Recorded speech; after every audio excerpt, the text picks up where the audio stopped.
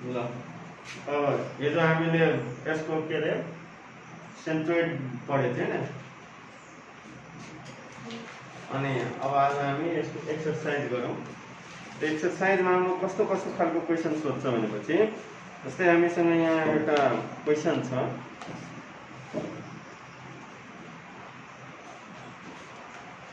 एउटा माइनस एउटा यो लाइन छ स्ट्रेट लाइन, यसमा यसको इन पोइन्ट दिएको छ -1,8 -1,8 अनि अर्को इन्ड दिएको छ 5,2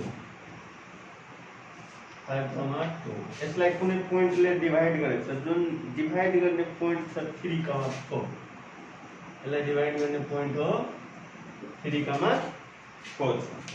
अब यो पोइन्टले यो हाम्रो लाइन सेगमेन्टलाई कति रेसियोमा डिभाइड गरेको छ त्यो हामीलाई फाइन्ड गर्न भनेको छ, ठीक छ? अनि कति रेसियोमा डिभाइड गरेको छ यसलाई ए सपोज गरिदिनु, यो be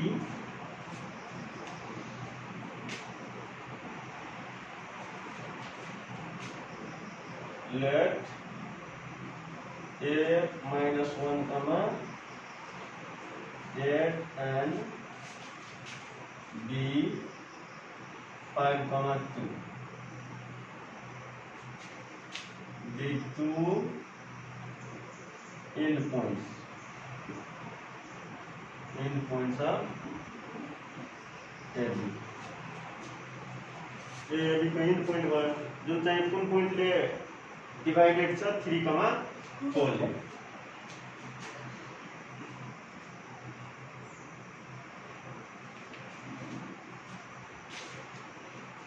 It is divided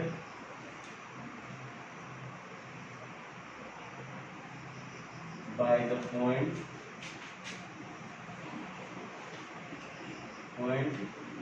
3,4 in the ratio of m1:m2। यति रेसियोमा डिभाइड गरेको छ। अब हामीलाई थाहा छैन भनेपछि यो रेसियो लेट गर्दिन। अब m1:m2 को भ्यालु जति हुन्छ त्यही भएर हाम्रो ratio by using section formula।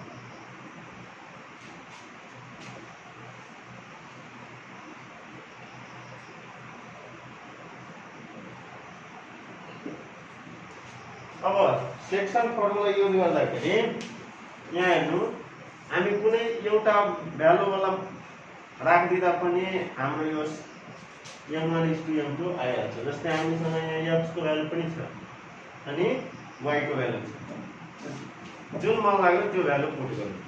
x को मन लाग्यो भने x को राख्ने, y को मन लाग्यो भने y को राख्ने। कुनै बेला यहाँ के हुन्छ 3, भइहाल्छ, ए अननोन हुन्छ, त्यतिखेर रेसियो निकाल्नु पर्यो भने त्यतिखेर x को राख्नु, किनभने x अननोन के अरे नाउन छ। ल यहाँ कुनै राख्दा पनि हुन्छ। ल म x राखेर गर्दिन्छु, x = m1x2 + m2x1 upon m1 + m2। अब भ्यालु राख्दिने, अब x को भ्यालु कति हो 3, m1 छैन त m1 राख्ने, x2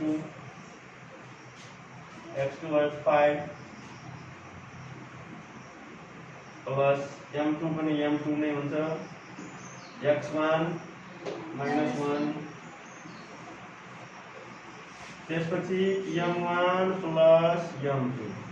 अब यसलाई यो साइड ल्याउँदा के हुन्छ, multiply 3m1 + 3m2 = 5m1 - m2। m2 ले 1 मा मल्टिप्लाई गर्दा m2 आउँछ। अब m1 एक साइड राख्दिनु, m2 एक साइड राख्दिनु। ल यो m2 यो साइड ल्याउँदा के हुन्छ 3m2 + m2 = अब यसमा हाम्रो 5m1 यो साइड ल्याउँदा -3m1 हुन जान्छ, ल 3 + 1 4 m2 त्यस्तै 5m1 - 3m1 2 m1 अब हामीले m1/m2 को भ्यालु निकाल्दिनु रेशियो आइहाल्छ m2 लाई यता ल्याइदिनु अनि 2 लाई यता रेशियो आउँछ 4 डिवाइड 2 यता ल्याउँदा 4 डिवाइड 2 भयो अनि यो m2 यो साइड लान्छ m1/m2 2 1 * 2 2 2 * 4 m1/m2 को भ्यालु आयो 2/1 therefore m1 is to m2 equal to 2:1 मतलब यो पोइन्टले 3,4 पोइन्टले हाम्रो यो लाइन सेगमेन्टलाई 2:1 मा डिभाइड गरेको छ भनेर बुझिन्छ यसरी फाइन्ड गर्न सकिन्छ अब यस्तैमा कुनै कुनै खालको कस्तो प्रब्लम दिएको हुन्छ भने चाहिँ त्यस्तै कुनै यस्तो लाइन सेगमेन्ट छ जसको कोअर्डिनेट दिएको हुन्छ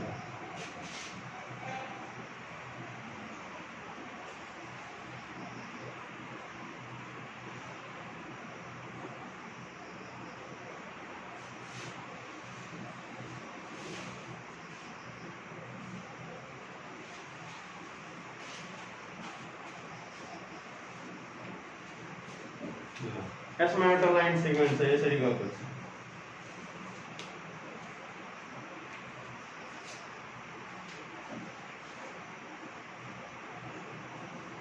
1, -1 हो यो इनपुट अर्को यो पोइन्ट भयो 5, 6 भनेपछि यो x एक्सिस यहाँ हुन्छ यो लाइन सेगमेन्टलाई x एक्सिसले यहाँ काटेको छ अब यो x एक्सिसले यो लाइन सेगमेन्टलाई कति रेशियोमा डिभाइड गरेको छ भनेर हामीलाई आन्सर निकाल्नु छ भनेपछि यसको कोअर्डिनेट के हुन जान्छ x, 0 अब यो कति रेशियोमा डिभाइड गरेको छ सेम प्रोसेस हो यहाँ सेक्सन फर्मुला राख्दिनु तर हामीले यहाँ x वाला फर्मुला राखेको यहाँ x वाला राख्यो भने मिल्दैन y वाला राख्नु किनभने y कोअर्डिनेट गिभन छ 0 छ हैन कुनै बेला यसैमा लेखिदिन्छ y एक्सिस ले कति रेशियोमा डिभाइड गर्छ है त्यतिखेर 0, y हुन्छ अनि यहाँ हामी y वाला फर्मुला राख्यो भने यो y = m1 y2 plus m2 y2 upon m1 plus m2 अब यहाँ हाम्रो y को भ्यालु के भयो 0 अनि m1 को m1 भयो y2 हाम्रो कति हुन्छ 6 प्लस m2 को m2 y1 कति हुन्छ -1 upon m1 plus m2 यसरी राख्दिनु अब यसलाई सोल्भ गर्दिनु सोल्भ गर्दाखेरि यसरी नै रेशियो आउँछ भइहाल्यो आन्सर अब यसैमा कहिलेकाहीँ यस्तो पनि भनिदिन सक्छ फाइन्ड द पोइन्ट भनेको जुन पोइन्टले यसलाई डिभाइड गरेको छ अब यो पोइन्टले डिभाइड गरेको पोइन्ट के हो x, 0 हामीले अब रेशियो फाइन्ड गरिहाल्यो तब x को भ्यालु फाइन्ड गर्न सक्दैनौ x को भ्यालु मानौ 5 आयो त त्यो पोइन्ट के भयो 5, 0 यसरी हामी डिभाइड गर्न पनि सकिन्छ यस्तो खालको क्वेशन छ भने यदि छैन मेटाइदिउँ त साथले अब अर्को अब कस्तो खालको क्वेशन हुन्छ यस्तो पनि भन्न सक्छ है जस्तै हाम्रो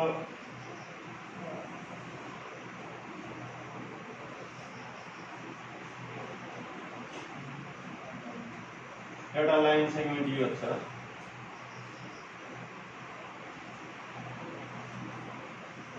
1, 3 अर्को एन्ड पोइन्ट छ 6, 5 यस्तो छ अब यसमा x इक्वल टु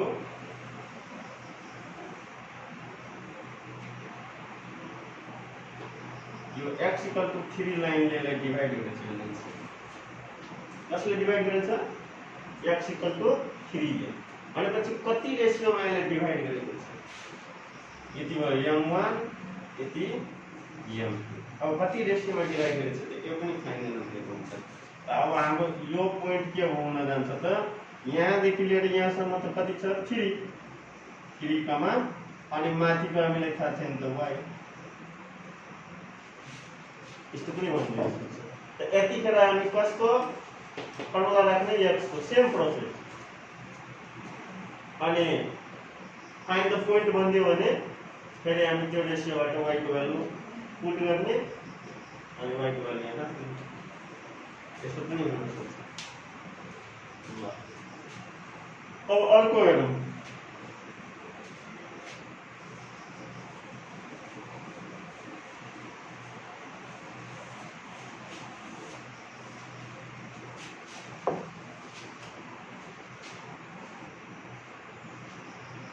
जस्तै एउटा हाम्रो यहाँ लाइन सेगमेन्ट छ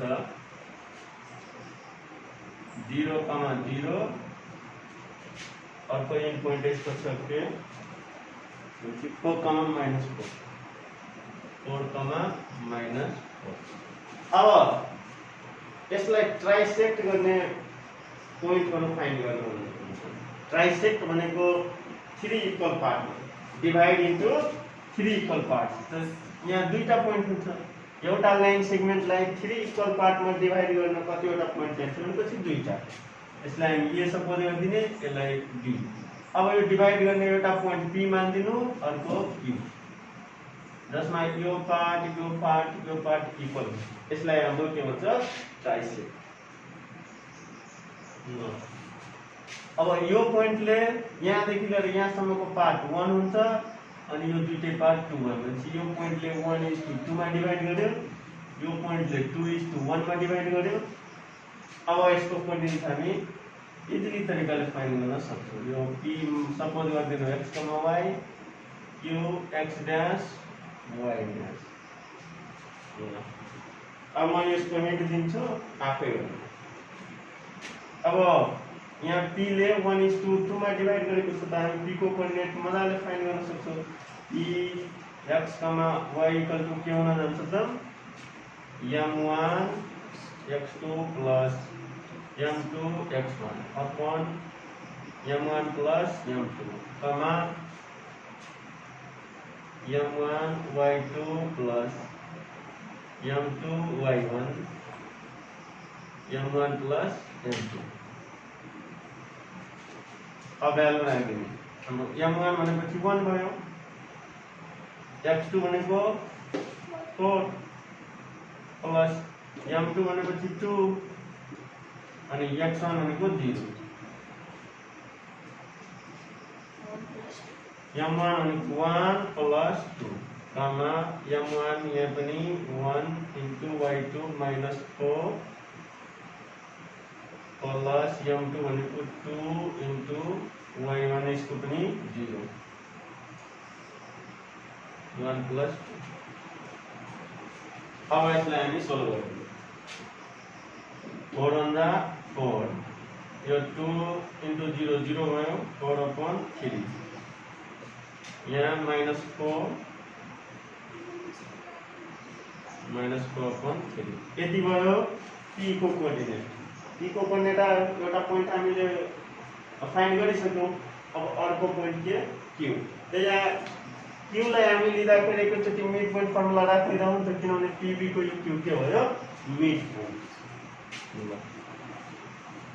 now q x dash y dash is the midpoint of PB।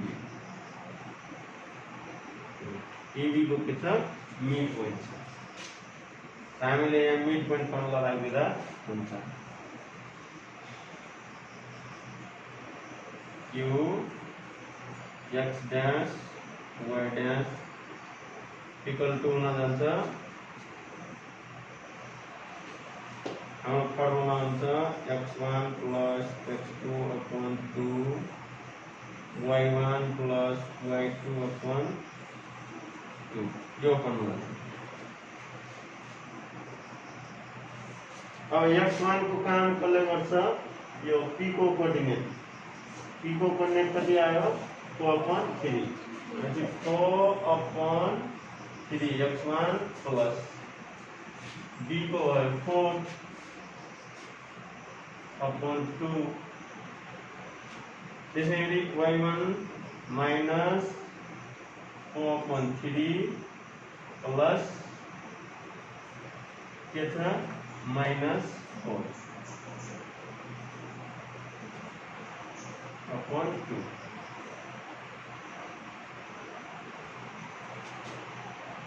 ल सल गर्दा 4 3 जा 12 अनि 4 16/3 and you 2 6 होला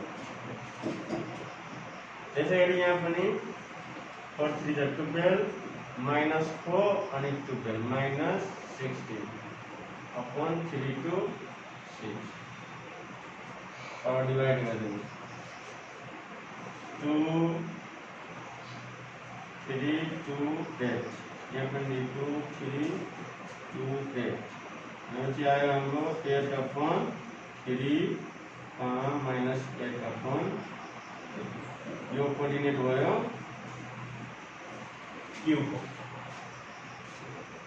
यसरी हामी ट्राइसेक्ट बनेपछि यसरी हामीले फाइन्ड गर्न सकिन्छ हैन अब अर्को हेर्ने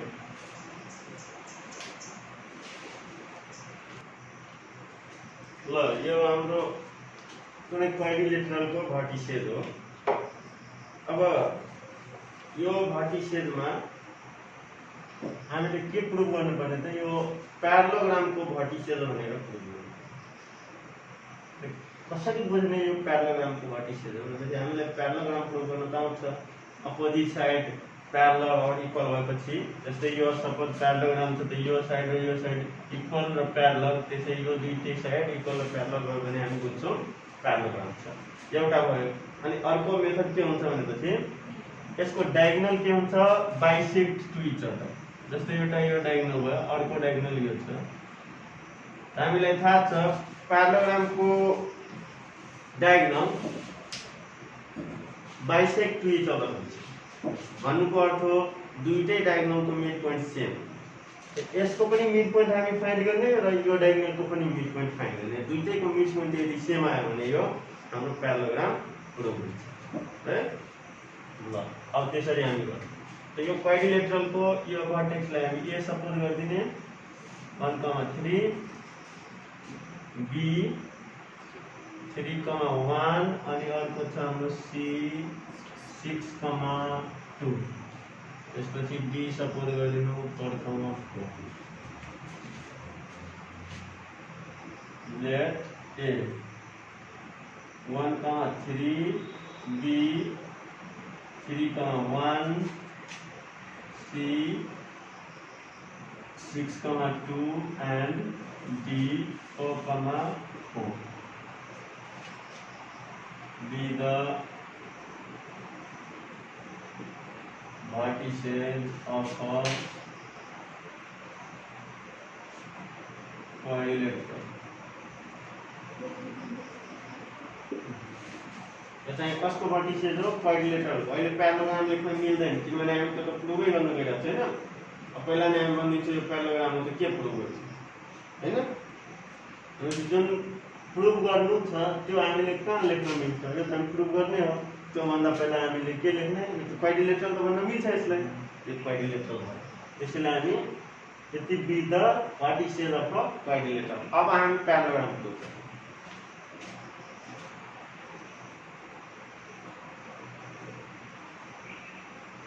यसको mid point निकाल्दिनु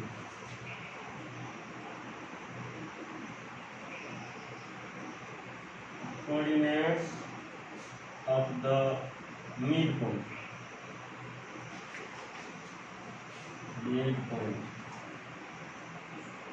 of the diagonal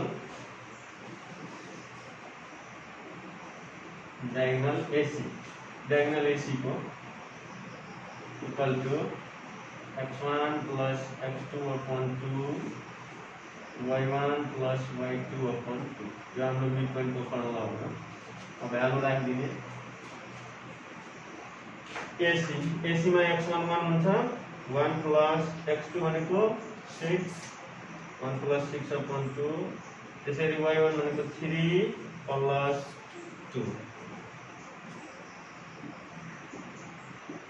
6 1 7 upon 2 कमा यता 3 to 5 upon 2 यति आयो एउटाको मिड पोइन्ट। त्यसै यता BD को पनि निकाल्दिनु।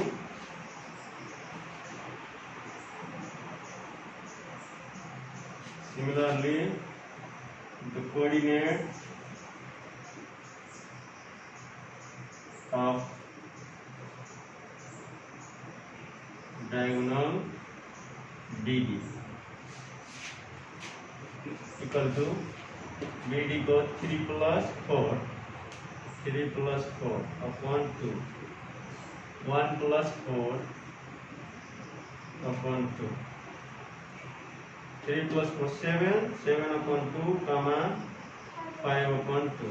अब हाम्रो दुईटै दुईटैको मिड पोइन्ट मिलाउँ। सेम छ हाम्रो डायगोनल AC को पनि mid point 7 upon 2 comma 5 upon 2 छ। त्यसैगरी हाम्रो diagonal coordinates of the diagonal BD 7 upon 2 and 5 upon 2 दुईटैको मिड पोइन्ट के आयो सेम आयो। त्यसैले हामी यो प्यारालोग्राम यसलाई गर्न सक्छौं। Hence the mid points of the diagonals AC and BD are same, the same. Therefore, ABCD is a parallelogram.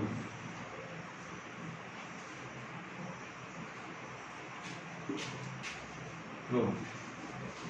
यसरी हामी प्रुभ गर्न यस्तो तरिकाले हामी प्रुभ गर्न सक्छौं। बुझ्यो?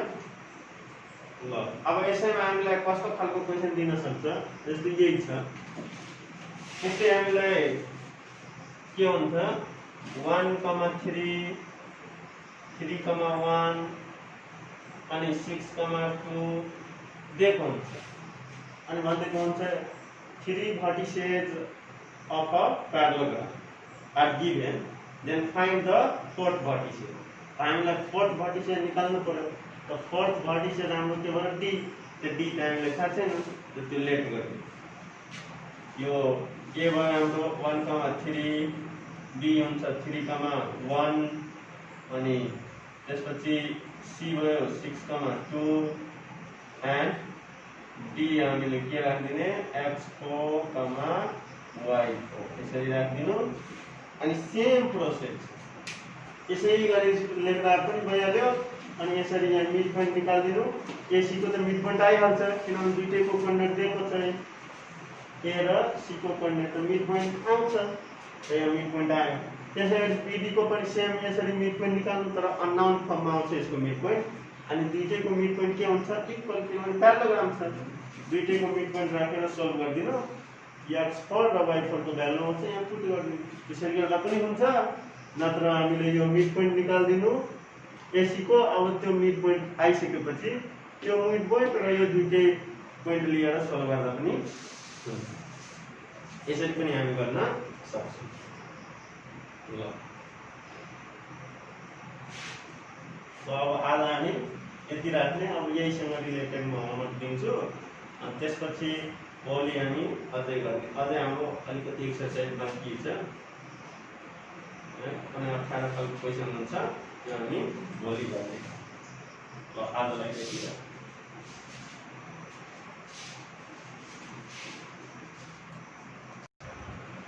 ल हाम्रो यो भोलिको होमवर्क भयो exercise 1B question number 1 and 2 त्यसपछि अनि यो साइड हाम्रो भयो क्वेशन नंबर 3 देखि लिएर क्वेश्चन नंबर 6सम्म।